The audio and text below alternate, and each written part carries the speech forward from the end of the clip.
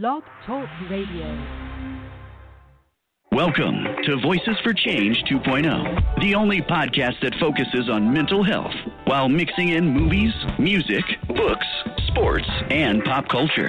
Here are your hosts, Rebecca and Joe Lombardo. Hey, good morning, and welcome to Voices for Change 2.0. Hey, good morning, guys. We hope you're having a great day, and I do ask for your patience. I have a little bit of a cold, so I'm a little sniffy. I'm going to try and keep the sniffing to a minimum, and God have mercy on my soul. and if he keeps sniffing, I'm going to punch him in the face, so he'll have even more to worry about. That's why I'm asking for mercy on my soul. All right, so before we jump into our interview today, I did want to mention something on a personal level. I wanted to let you know that my little petition that could has gotten over 100 signatures, but I still need many, many more. My petition asks that students in high school and college be given a mandatory mental health and mental illness awareness course. There has been some talk about giving it to even younger kids, but I think that's putting the cart before the horse. Let's get them to notice us, and then we can streamline the curriculum. I will have the link posted on our Twitter page daily, and there's also a page dedicated to it on our show's website, www.voices-for-change.net. So now on to today's topic. We're talking to a young woman today that I have had the pleasure of getting to know on a personal level. Joe hasn't spoken with her as much, but he knows who I'm talking about when I say the name Jenna. Yep. I'm extremely interested in hearing her story today, and I really hope that in telling her story, we're able to help some people out. Jenna White is an extremely intelligent blogger, writer, and advocate. She has faced her share of hard times, including the struggles of domestic violence, drug addiction, and not being properly treated for her bipolar disorder. However, today, when I look at her, I don't see any of the negative. I'm getting emotional. Why does this happen to me every weekend? It's got to be a Saturday thing. Every time I start talking about people, I get all choked up. You're just a big softie. I'll tell you off, but I'll do it while I have tears streaming down my face. My little marshmallow. So I see a beautiful girl with the world at her feet, and I truly think that there isn't anything she can't accomplish. So, as I calm myself down, please welcome our guest today, Jenna White. Hi, guys. Hi, kiddo. How you doing? I'm good. How are you? Oh, pretty good. Little bit of a cold, but pretty good. Well, thanks so yep, much we're hanging in there. How's everything?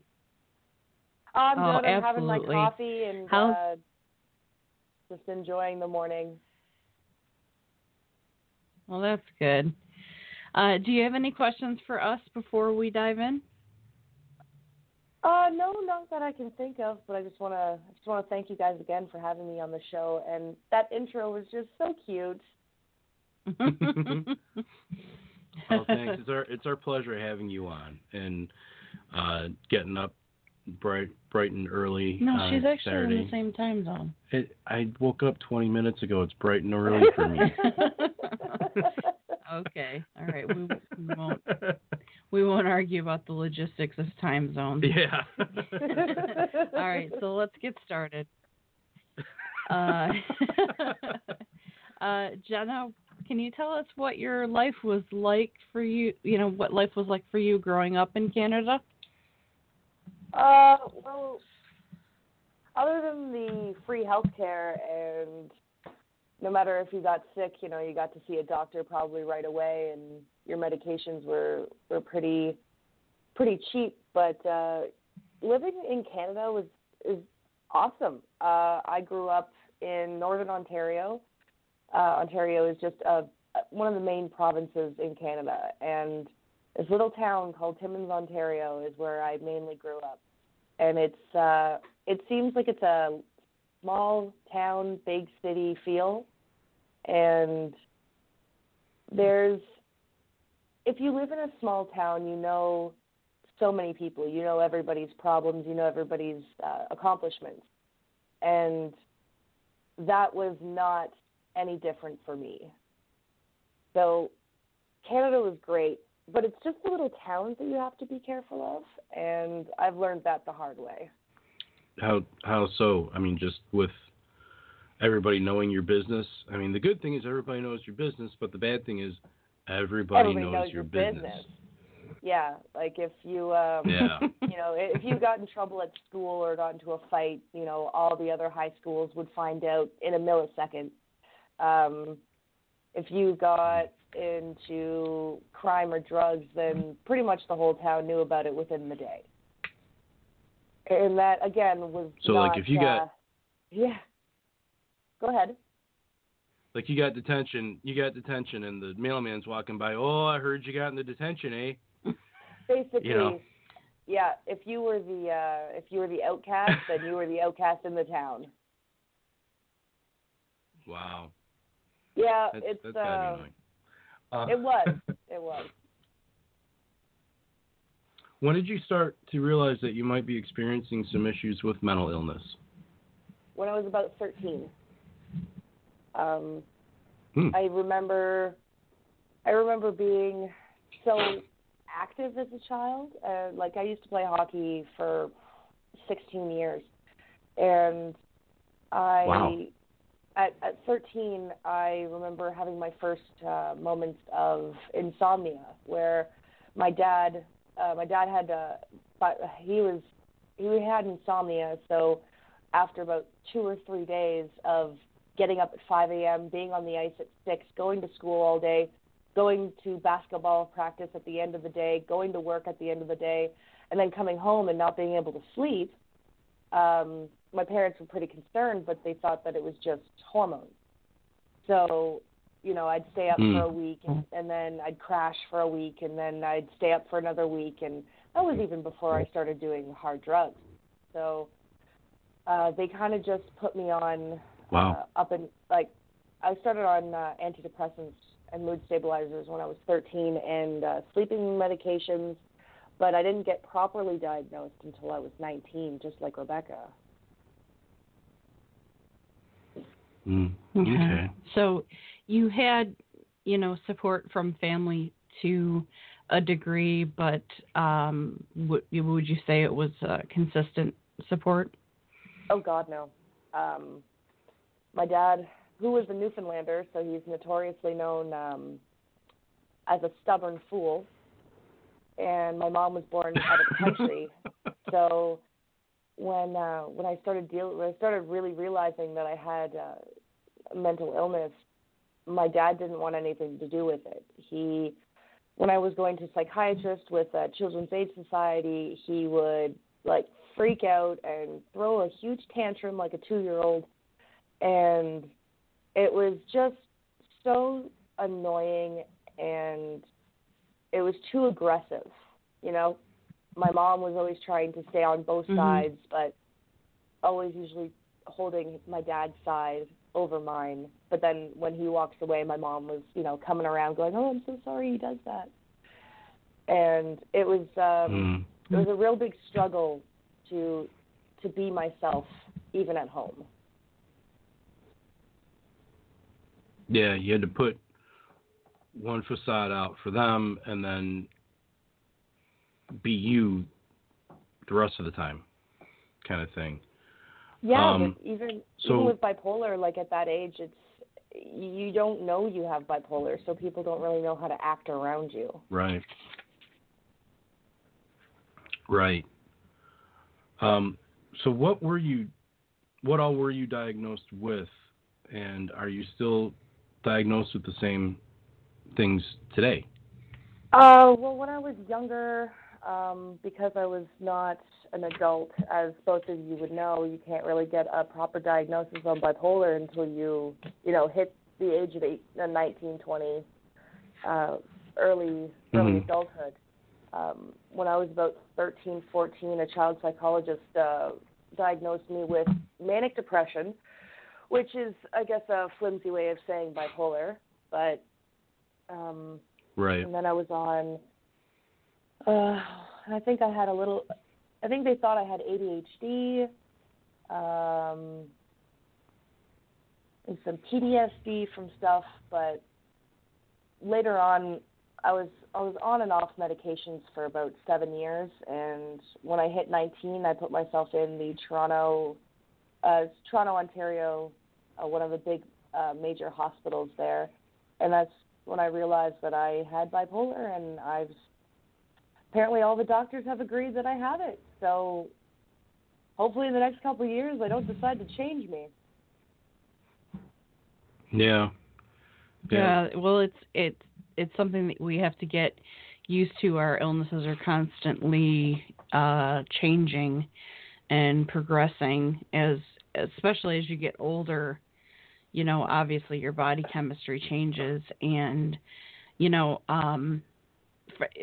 for take an example with me, I've always been claustrophobic, but only to a certain degree. But after Joe and I got married, my claustrophobia it ballooned into this thing that I can't even control now.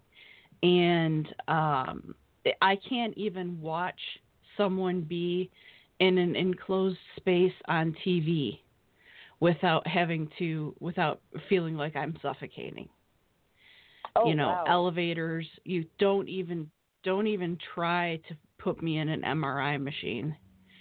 You know, I have to go to the open MRI machine places, and I have to be sedated, and Joe has to be in the room, and it's just so things that go on with us are constantly changing, and you know, don't be surprised if as you get older, some things are added or taken away. It's not a defect in you. It's just how our body chemistry sort of works.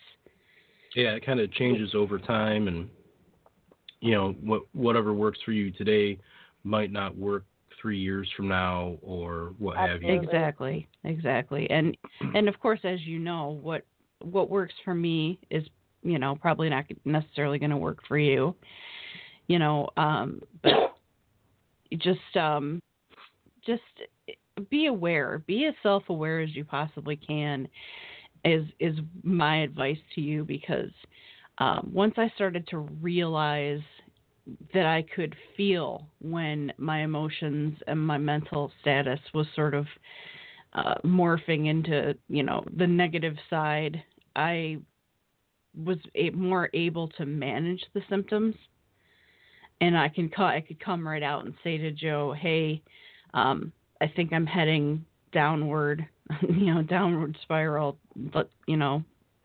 Keep an eye out. Yeah, she gives me a heads up. And, right. Yeah, and so then I know, you know, if I'm at work and she tells me, I know what I'm coming home to. Right, and so he knows it's not about him. Yeah, you know, exactly. and I, you know, if she gets upset about something, I try really hard to not take it personally, because I know, you know, it's what she's going through in her head.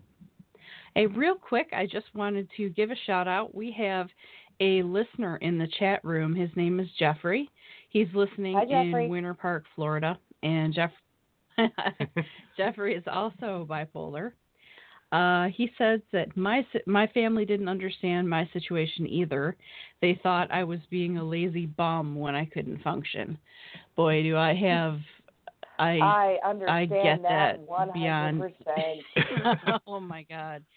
Yeah, I actually had just written a blog about, you know, my mom. I miss her. I love her. She, you know, she was my world. But God forbid if you were laying around and doing nothing while she was trying to get the house cleaned or whatever, you were just a waste of space, and she was not afraid to tell you about it.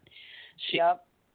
Exactly. Exactly. So we fully understand where you're coming from, Jeffrey, and thank you for joining the chat room, and thank you for listening as well. I hope some So, grab my something next from, question, Jenna. from this podcast, Jeff. Oh yeah. Absolutely. My next question had been for you. Had you been hospitalized for mental illness, but you indicated that you did. Has it been more than once, or was it just the one time? No, it wasn't just the one time. I've gone 3 times on 3 separate occasions to twice in the Toronto hospital and once in a Stratford, Ontario hospital that I live in. I live in Stratford now. Ironically, I've never been taken without my consent. I've always realized when it was too much, and after the first time of going, I realized how much more attention that I must be paying to my emotions and to my medications and to all the exterior stresses that come with life. It's been a hard road, but if you've never been to a mental ward in a hospital before and it seems really scary, it's not as terrifying as people lay it out to be. They're there for a reason. They're there to help. And granted, some don't have great bedside manners, but still good. I would agree with you to a degree on that. I think it depends on the hospital and the location. Yeah. I had. Yes. Yeah, I had one really good experience. I had 2 really horrible experiences. My last experience was terrifying. And you know that you read my story, but yes. I think that they're improving. I think that the more that we talk about this type of stuff, the more, people are becoming aware of the situation in these hospitals, but they're getting better, but they still have a long way to go as far as I'm concerned. Yeah, and then, I really agree there. Plus, you've got, how Hollywood represents it as well. That doesn't help in any way, shape, or form. It just adds to the stigma of, going and getting help, going and getting hospitalized, doing it voluntarily versus involuntarily. It kind of cracks me up that for as much advocacy as you see in Hollywood from actors and actresses speaking out in real life, then they'll go on and do these movies where it's exactly not that, and people are terrified of the thing, and the stigma just continues. You would think, at some point one of them will go, hey, wait a minute, guys, you're kind of doing a hatchet job on the mental health community. Right. So. Well, that's what we're here for. Yeah, exactly. So I think that's also talking why. Talking about the hospitalization. Sorry, in Timmins, there's one hospital in Timmins where I grew up, and that has an MHU unit, and it is terrifying to be in there. I have heard horror stories, and I think that's one of the main reasons why I stayed away from putting myself in a hospital for so long, because the stories that came out of this unit basically made people worse, and I didn't want to take that chance. Yeah, absolutely. It's, seeing what Beck went through with her last hospitalization, it broke my heart when they took her there, and then hearing about it afterwards, and she wasn't there very long, but it scarred her for a long time afterwards. It still still has scars left on me. Yeah. I'll still wake up in the middle of the night and think that somebody's in the room checking to make sure I'm still in the bed. Yeah. Yeah, that's almost 4 years removed now. Yeah.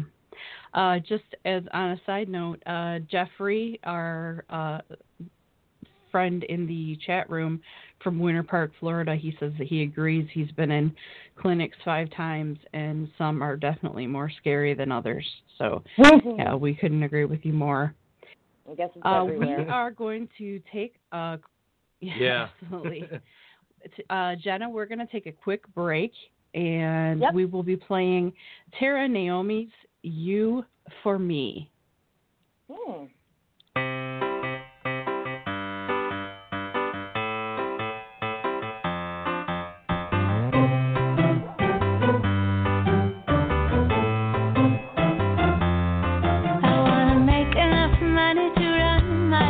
From the top of a mountain in the dead of night, it'll be you and me and a couple of dogs, and the rest of the world can just move on. 'Cause I got what I want and I got what I need, and there's nothing in this world but you or me.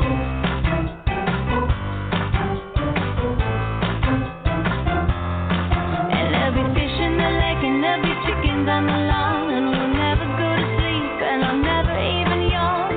You'll tell me lots of stories about when I was old, and I wasn't too much fun then from all the stories I've been told. Now I got what I want and I got what I need, and there's nothing in this world but you for me.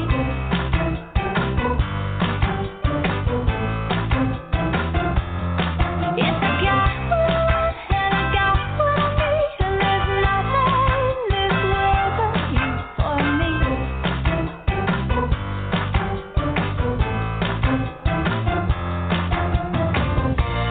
Tell me I'm the only one, nobody else could ever come close. I want to replace all of your memories. When you close your eyes, you'll see only me someday. Someday we can sit up on the mountain, I can hold your hand. We'll forget all that we learned, we'll forget our plans. We'll see things more clearly in the absence of the light, and we'll realize there's nothing more than this tonight. Now I got what I want and I got what I need, and there's nothing in this world but you for me.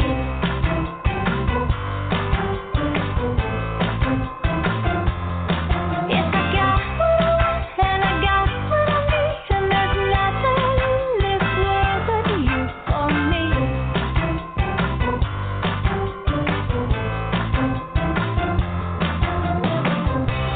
Tell me I'm the only one, nobody else could ever come close.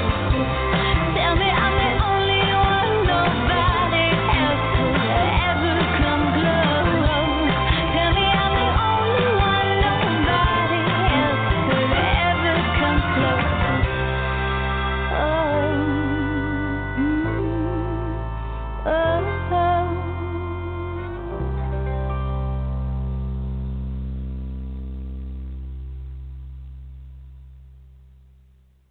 Welcome back to Voices for Change 2.0. I'm Rebecca, I'm Joe. and today we are talking to a very good friend of ours, Jenna White. She's an advocate, a blogger, and a survivor. And we're just going to head right back into the questions. And Jenna, you've been very forthcoming in talking about your experiences with domestic violence. Would you like to share some of your story? It's a long and complicated one. Let's jump into it. Okay. I mean, I guess when I was younger, it started with my dad and my parents.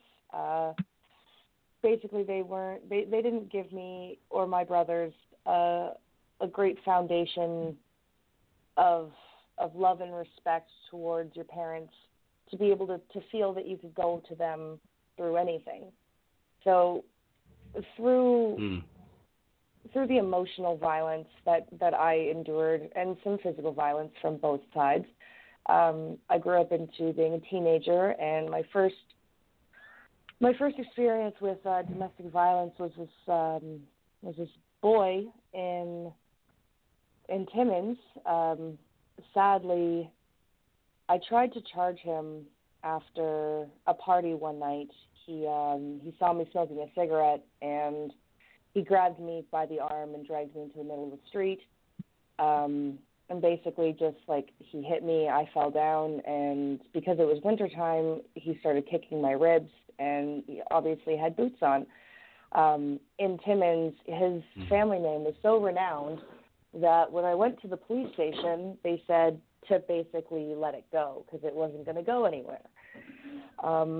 So that was a wonderful slap to the face by justice. And then a couple years later, I ended up moving from Timmins to Toronto with this one individual, him and his son. And I thought he was the one. But when you get into a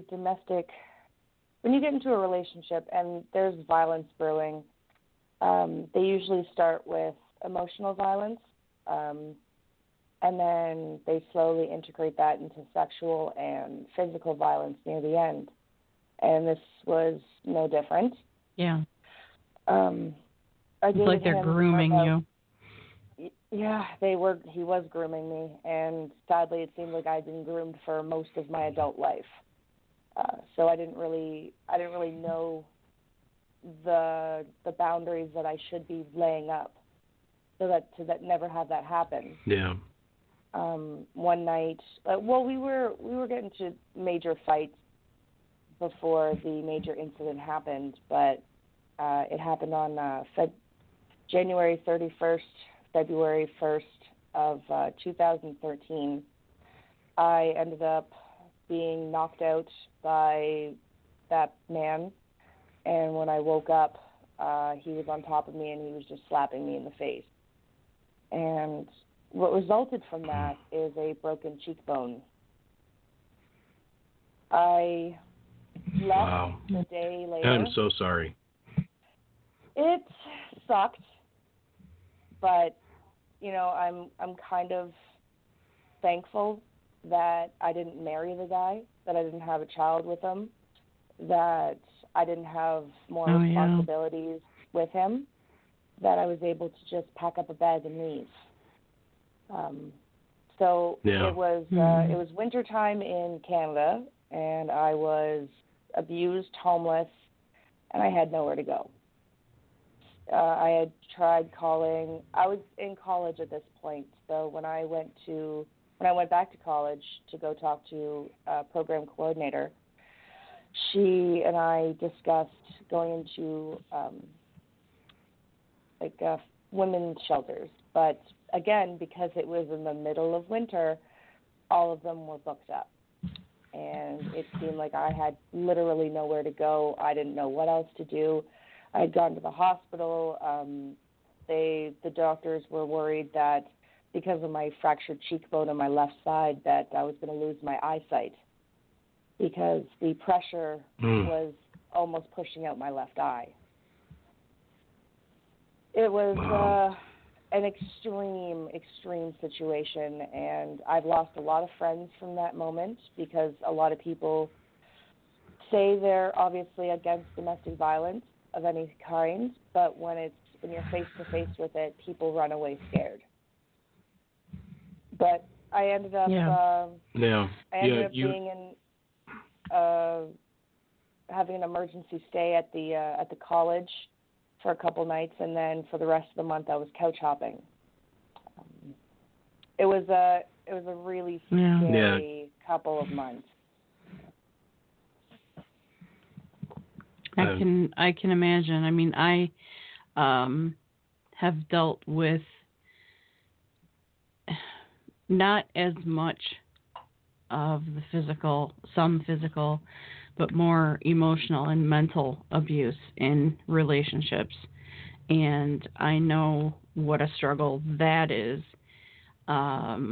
So I can only imagine, having that severe of an injury on top of having to reconcile the fact that this person that you thought you loved is not who they said they were, and then you had no place to go on top of that. Yeah, and you find when you have a traumatic event happen in your life, you really find, who really has your back and who doesn't.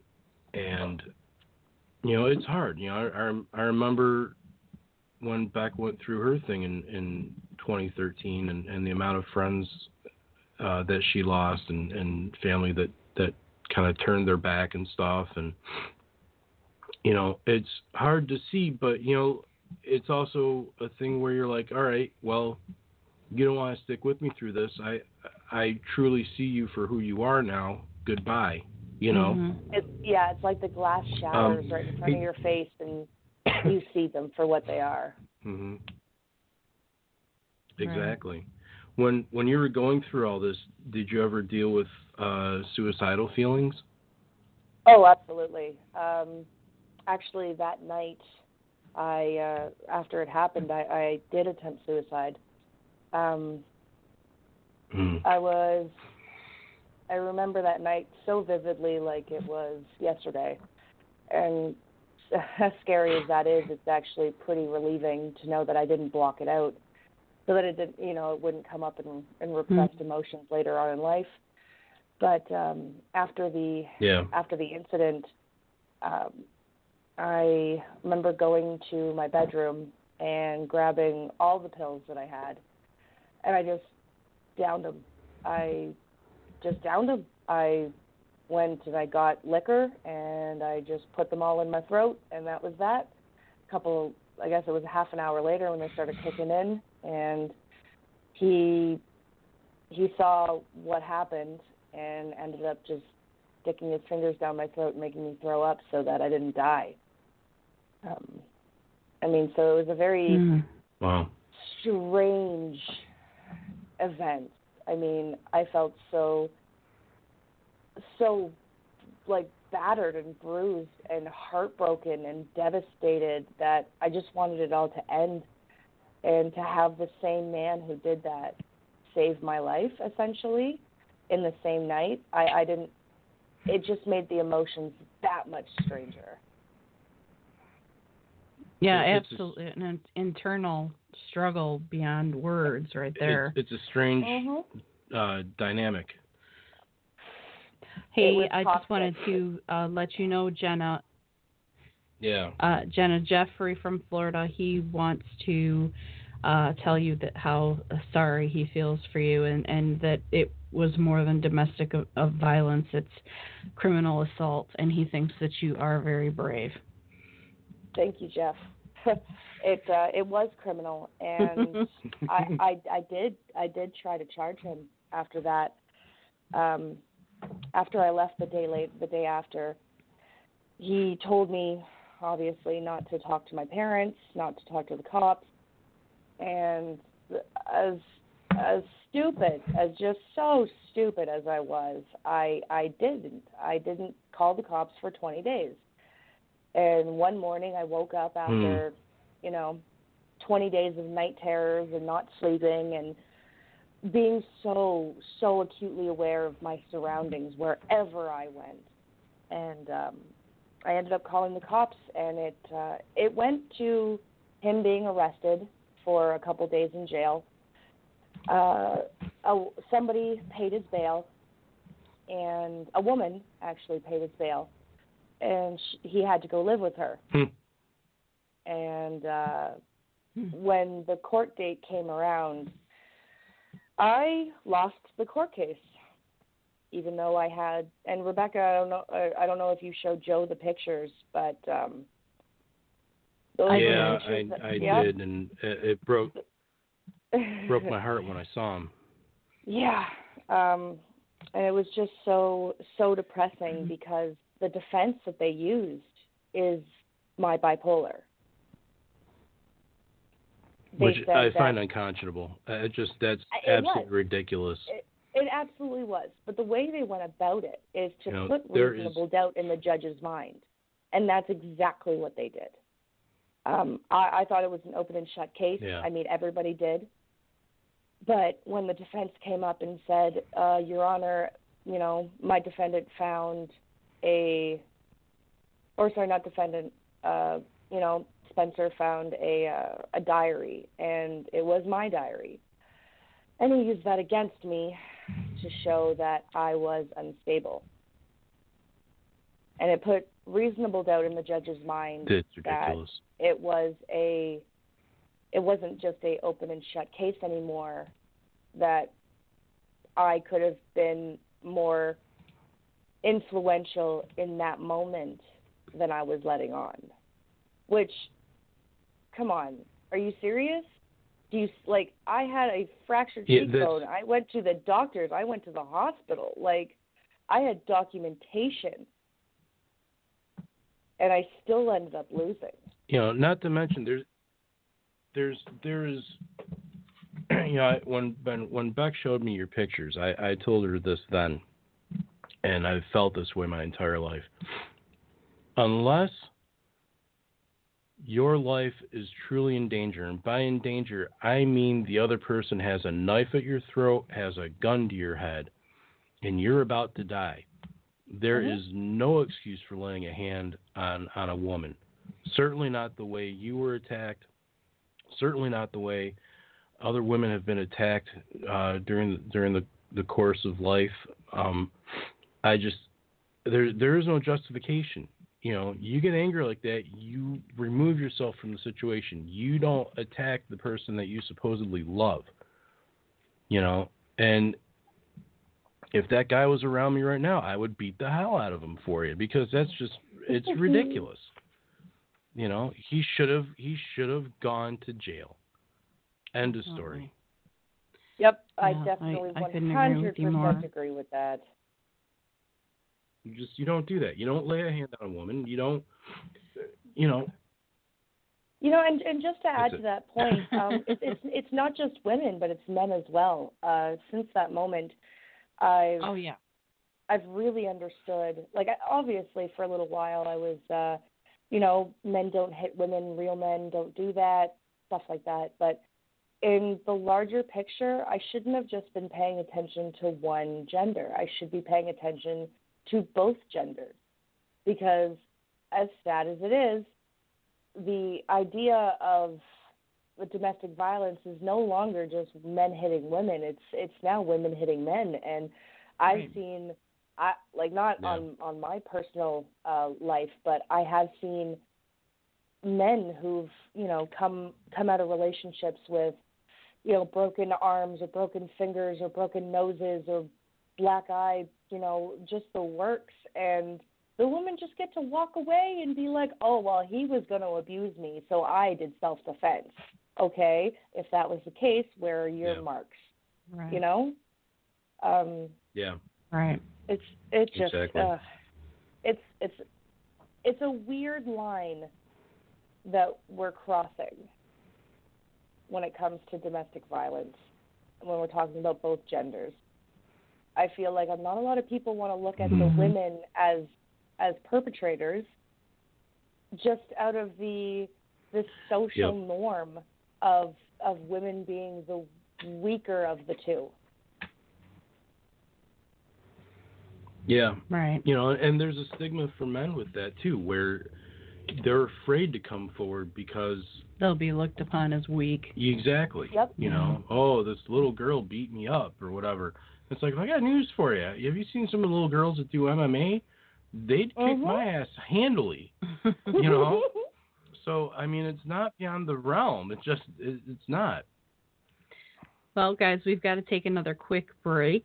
We will be right back. And in the meantime, here is Preston Wiggins with Soul Survivor.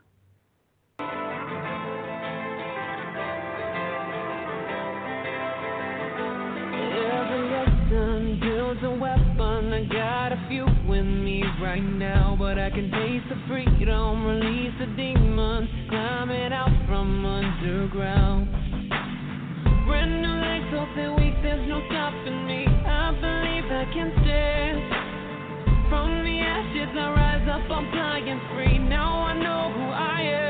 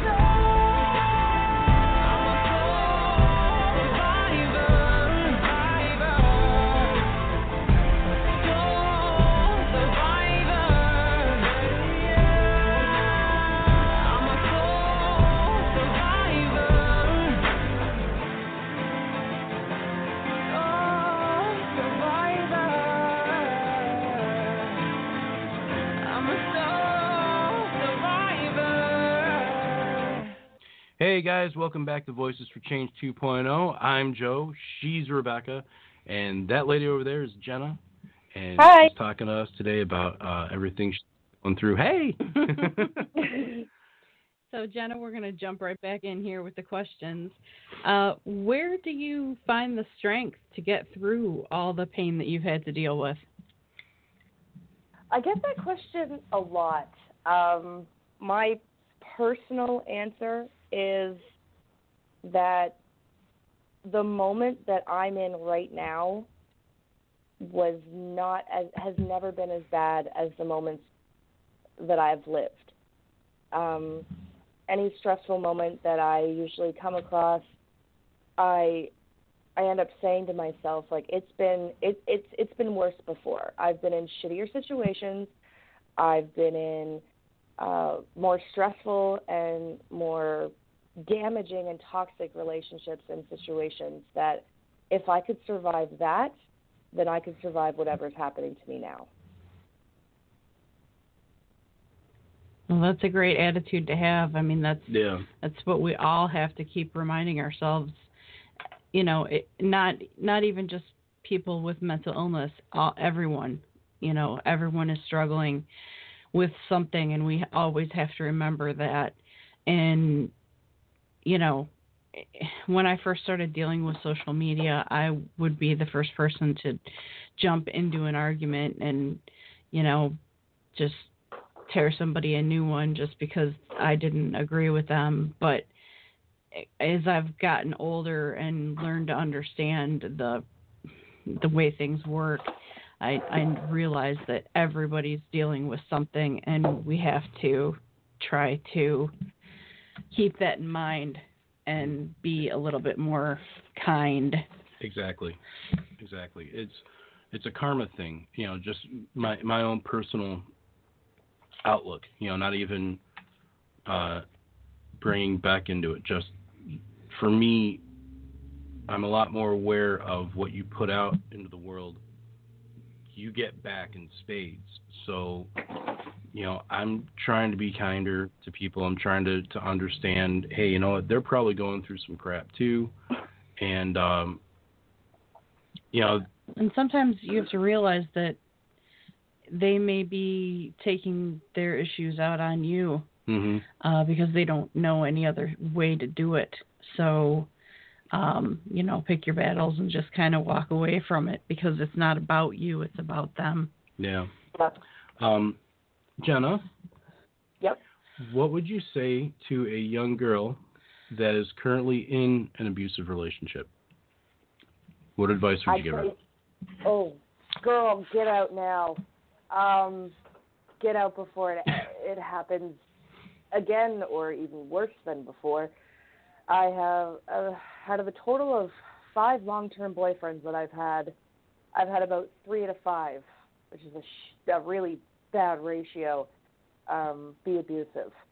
And as much as you think that you can save him or her, you can't. You can't force somebody to save themselves to be better to you. They have to want it. And if they don't, you're going to stay in this terrible cycle of abuse and violence until it takes your life or it takes your charisma. And either one is a loss for you. Yeah. Did you realize when you first started blogging about mental illness and the stigma surrounding it that you would one day be considered an advocate? Oh, God, no. I first started blogging because I wanted an easier way to share my story and to be able to look back on my posts and be like, oh, I was feeling low that day, and be able to put a timeline on my moods. And eventually it just kind of ended up to me being here. And as much as I didn't expect it to happen, I'm so thankful that I'm a part of the fight. Yeah, and we're thankful that you're here to be a part of it as well, because you're definitely someone that we definitely look up to. So absolutely. Thank you. Absolutely, we love you. Guys, you're making my heart warm. Aw, that could be the coffee.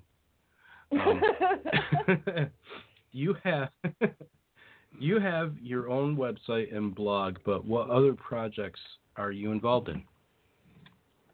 Well, recently, this wonderful man on Twitter, Ryan Shiloh, I think his last name is, he came to me and he said that he was going to be looking for bloggers for his website called Live Life Alliance. And it's basically just another website that allows people to go research your mental illness or mental differences and be able to read different blogs and contact the creators of the website. They have links to their Facebook, to their Twitter, and it is a wonderful community that I've come to really appreciate because they're all there for the same thing. They're all there to spread the word, to end the stigma, to just bring more light and understanding to people who have, anxiety, depression, bipolar, schizophrenia, anything that affects you on a day-to-day basis. Absolutely. It sounds like a good resource. And once again, when you said that was the Live Life Alliance, right? Yeah. Yes, I did. Okay. I know we talked about this the other day. They have kind of a difficult link. They haven't turned it into an official name yet. So no, not yet. You can reach that website through yours, right? You can get to it through yours? Yeah, it's right on the main page there. I put it okay, on Live Life Alliance. Okay, so just so our listeners are aware, your website is www.brandnewbipolar.com, and we encourage you to check it out. Our producer has even recently checked it out and said that he really enjoyed the poetry and photography as well, so you've done a really great job with your site. So we encourage everyone to head over there. And go check it out. Yeah, go take a look at it and see how talented our friend Jenna is. Aww. And there'll be a link to the Live Life Alliance. Also, Ryan, if he's out there listening, I hope he is. He is on Twitter at Bipolar101. So if you would like to learn a little bit more about him and his website as well, you can reach out to him on Twitter.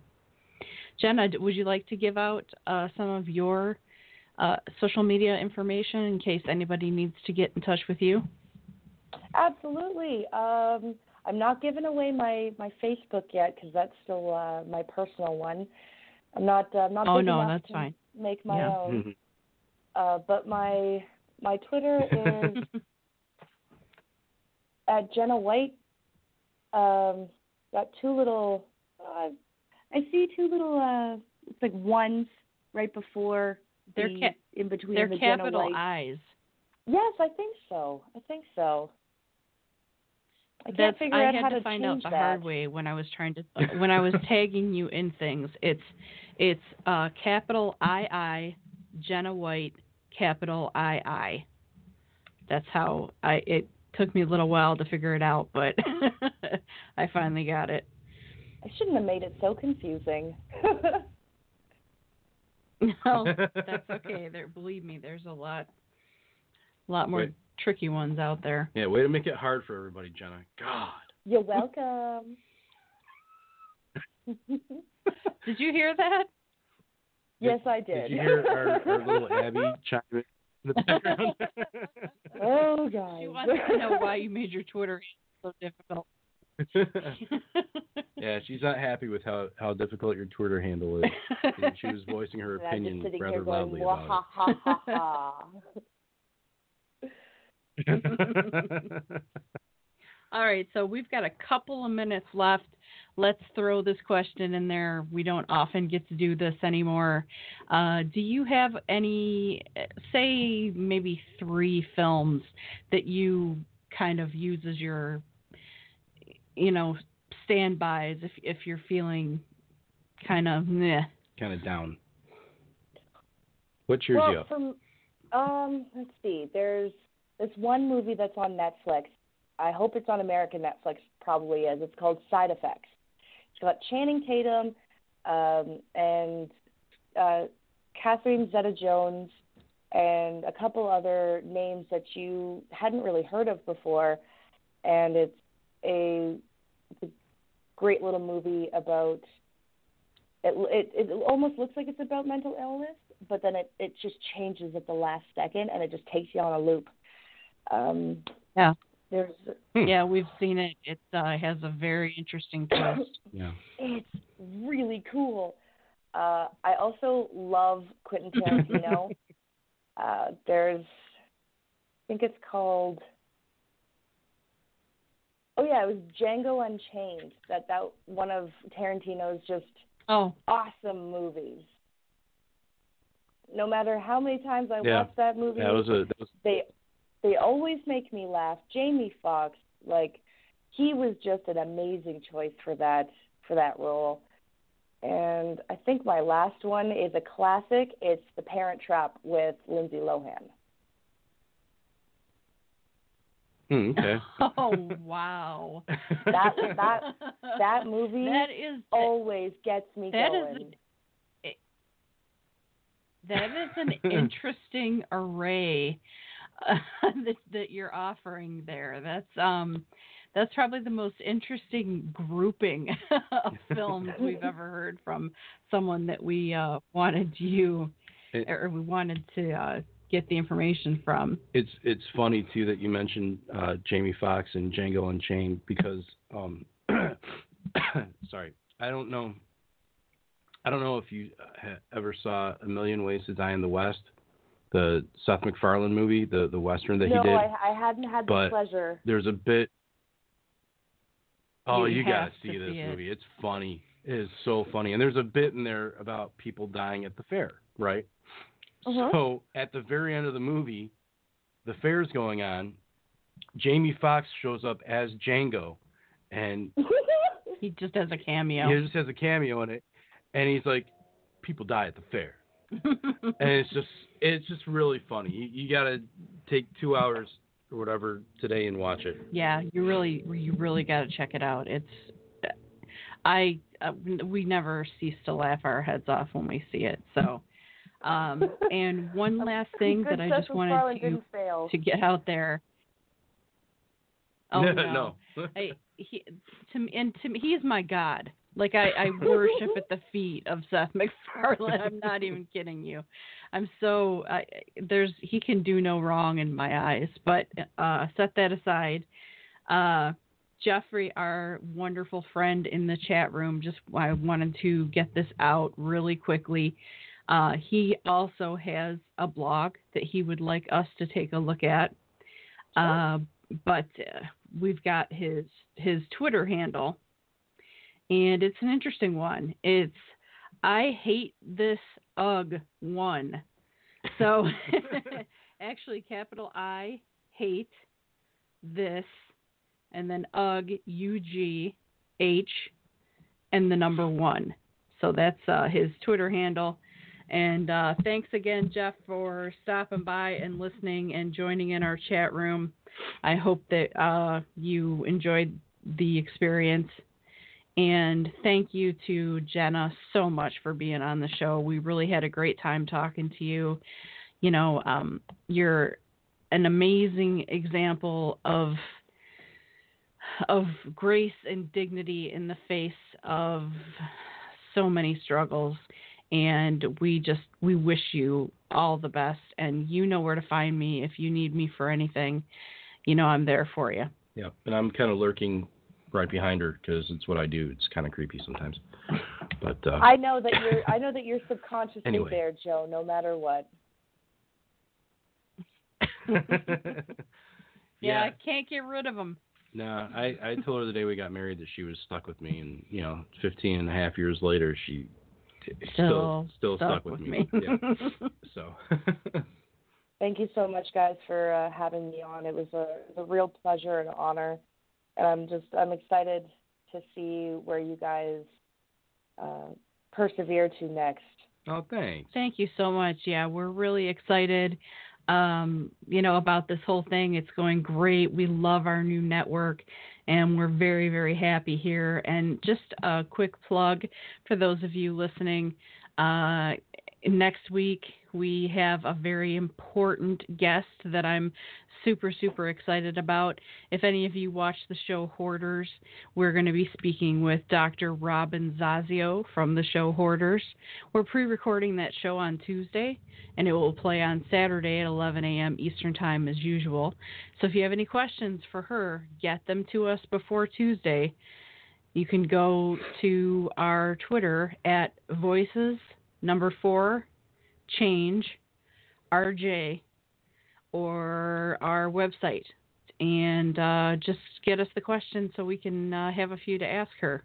That'll be great. So, again, thank you to our good friend Jenna. Thank you to Jeffrey in the chat room. And thank you to you for listening to us. Yes, absolutely. Thank you to all of our listeners, and we just hope you guys have a great day. Thanks, guys. Join us next week as Rebecca and Joe continue to battle the stigma of mental illness. Follow us on Twitter at Voices for Change RJ and on Facebook at Voices for Change 2.0.